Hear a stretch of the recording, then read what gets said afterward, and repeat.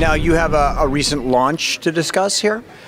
We have a web TV channel called Smart Monkey TV, which came out of our involvement in doing YouTube. There is terrific energy at the moment in Africa around culture and technology and the kind of crossroads between those two.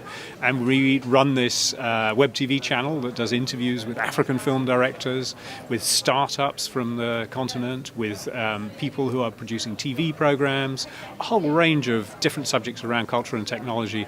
It can be anything from 5 to 15-minute interviews with people on those topics. Is this accessible around the globe on through a URL? It is. The URL is smartmonkeytv, all one word, .com.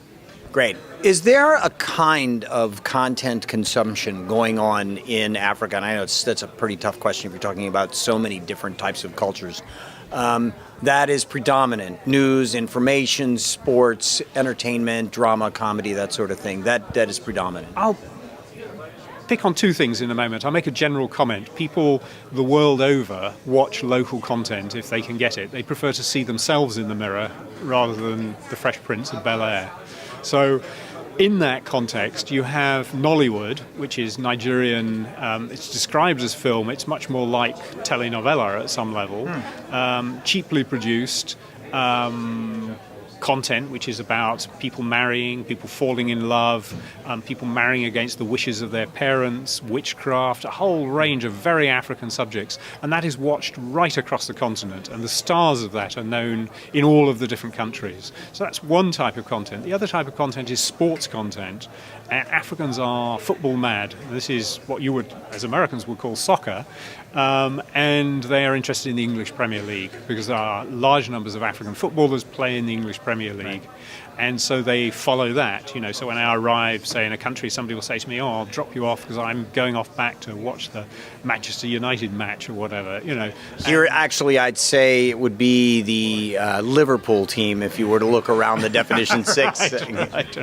I have no loyalties on that matter. But so those two things, and news as well. News, and news in particular countries. Kenyans are fierce about news. They love all forms of news.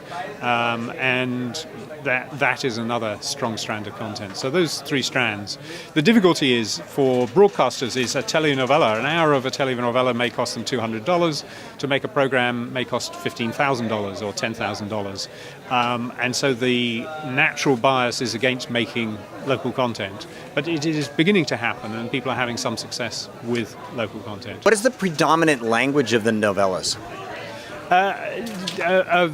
The telenovelas are Latin American soaps, and they're in Spanish, but they're dubbed into English or they're dubbed into French. Oh, so we're talking about the novellas that like a Televisa or a Telemundo or a Univision would produce. But I was making a comparison between Nollywood and those. But that's the language of Nollywood is African English. Okay.